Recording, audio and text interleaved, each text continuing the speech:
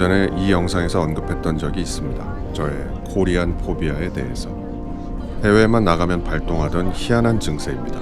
그래서 인도 바라나시에서 이 한국인 청년을 만났을 때의 그 벅찬 감정들이 지금 생각해도 참 신기합니다.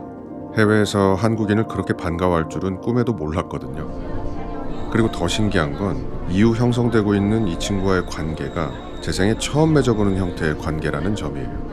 물론 여러분께서는 10대나 20대에 이미 맺어본 관계일 수도 있어요. 제가 좀 미숙한 면이 많잖아요. 아무튼 그 친구와 일본 가마쿠라에서 재회하게 됐습니다.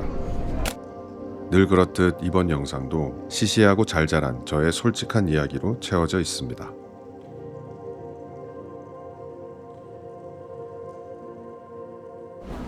가마쿠라역에서 재회를 기다리고 있는 중입니다.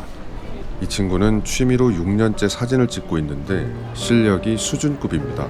가끔 전시도 할 정도예요. 그리고 여행 경력도 상당합니다.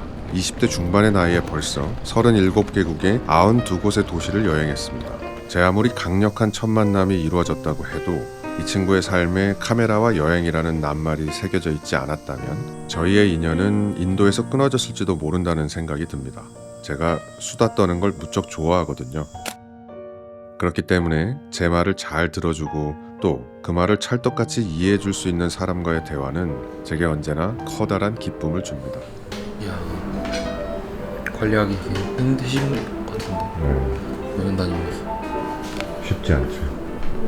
근데 저도 맨날 그냥 고프로로 했어야 하나. 근데 그게 이제 그런 분들이 계세요. 그러니까 고프로 쓰면 안 돼요라는 분들은 없지만, 네, 그런 분들은 없었지만 고프로와 같은 액션캠으로만 낼 수 있는 느낌의 영상이 좋을 거라고 말씀하셨던 분들이 계셨습니다.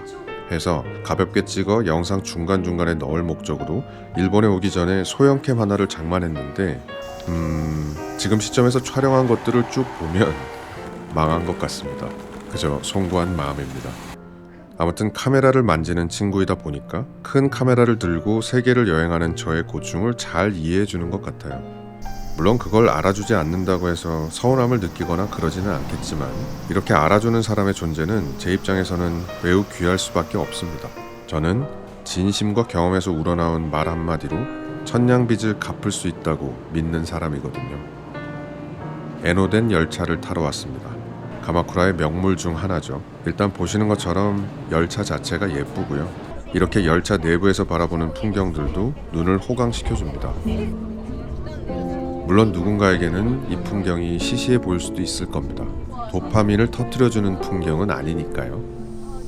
직전 영상에서도 소개했던 곳, 고쿠라쿠지역입니다. 많은 분들이 이 역을 찾는 이유도 도파민을 끄집어내기 위해서는 아닌 것 같아요. 오히려 그 반대가 아닐까 싶습니다. 이유를 알 수 없이 진정되지 않는 마음들을 차분하게 만들고 싶은 무의식에 이끌리지 않았을까 생각합니다. 이 친구와의 관계도 그와 비슷한 것 같아요. 저는 이 친구를 만날 때 흥분되거나 신나는 마음이 들지는 않습니다. 적당히 기분이 좋고 적당히 평온한 마음이에요. 모든 감정선들이 매우 느슨하게 이어지는 느낌인 거죠. 그런데 그렇게 느슨하게 연결된 이 친구의 말이 제게 위로를 전해줄 때가 있습니다. 이게 참 희한한 부분이에요. 제 주변에 느슨하게 연결된 관계는 이 친구 외에도 많습니다. 일터에서 만난 모든 사람들이 그렇고요. 한 달의 이상을 건너 알게 된 대부분의 사람들이 그렇습니다. 하지만 저는 그렇게 맺어진 관계들에 제 감정을 섞지 않으려고 노력하는 편입니다. 항상 예의를 갖추고 거기에 가식까지 더해 그들을 대하죠. 솔직히 제게는 정서적으로 별 의미 없는 관계들입니다. 오히려 제발 나의 정서를 방해만 하지 말아줬으면 하는 사람들이죠. 조금 더 쉽게 표현하자면 제발 가식이라도 좀 떠세요. 지랄들 하지 마시고요. 라는 바람을 가지고 있다는 말입니다. 이곳은 한국인에게 유명한 식당입니다. 저는 가지 않았고요. 이 식당 근처에 카메라에 담기에 예쁜 공간이 있어 들렀습니다.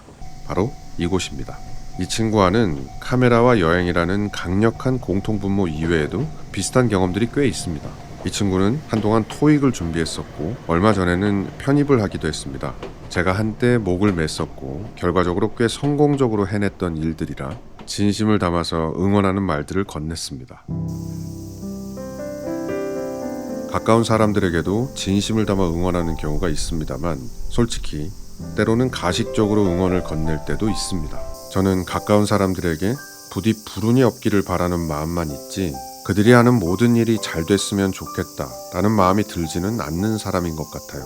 심지어 불운이 없기를 바라는 마음조차 가만히 생각해보면 이기적인 측면이 큽니다.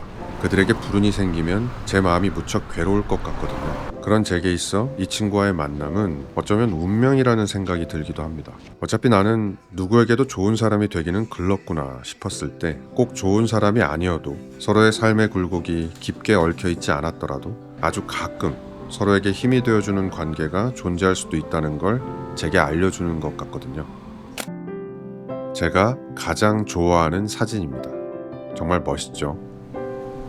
시치리가하마 해수욕장 앞입니다. 사진과 영상, 이 둘 모두 기본적으로 시간을 붙잡아 두려는 행위잖아요. 그런데 둘의 역할은 상대적으로 조금 다른 것 같습니다.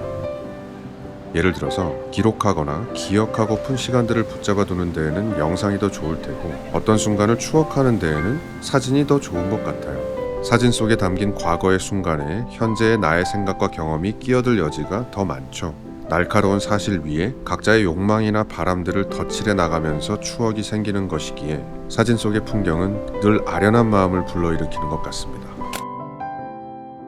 특별한 경우를 제외하면 저는 늘 사진처럼 영상을 찍고 싶어요. 그나저나 노을이 참 예쁘죠. 이미 여름에 가마쿠라에 다녀오신 경험이 있는 분들은 계속 그렇게 예쁜 추억만 간직하셨으면 좋겠습니다. 무더위라는 팩트는 기억에서 지워버리시고요.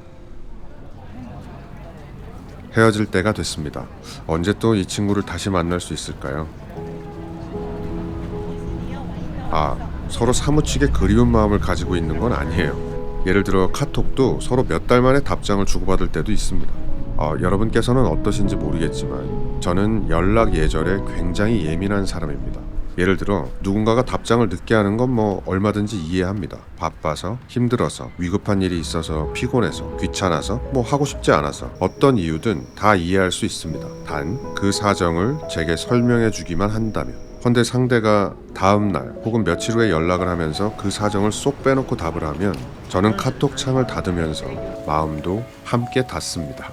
근데 이상한 건 이 친구가 며칠 혹은 몇 달 만에 아무런 사정 설명 없이 답장을 해도 이 친구에 대한 제 마음이 닫히지는 않습니다. 제게는 뭔가 새로운 가능성이 열린 듯한 느낌이 들어요. 서로 이해가 된다면 이런 관계도 가능할 수 있구나 하고요. 물론 이 친구나 저나 공적인 관계에서는 그러지 않을 겁니다. 혹은 친밀한 관계의 사람에게는 답장을 늦게 할 경우 사과도 하고 사정을 설명하기도 할 거예요. 근데 저는 이런 생각이 들더라고요. 완전히 다른 형태의 관계가 하나 생겼구나 하고요. 내가 연락하고 싶을 때 하고 안 하고 싶을 때 안 할 수 있는 그 단순하면서도 무거운 사정을 완전히 이해해주는, 그러면서 끊어지지 않고 느슨하게 연결되어 가끔씩 서로에게 힘이 되어주는 그런 관계 말입니다. 저는 여러분과도 그런 관계를 맺고 있다는 생각이 듭니다. 느슨하게 연결되어 있어 언제 끊어져도 이상하지 않을 사이지만 서로의 삶의 궤적을 존중하며 가끔씩은 힘이 되는 그런 사이. 저는 확실히 여러분의 존재가 힘이 되는데 제 영상이 여러분에게 힘이 되어 주는지는 잘 모르겠습니다. 부디 그랬으면 좋겠습니다.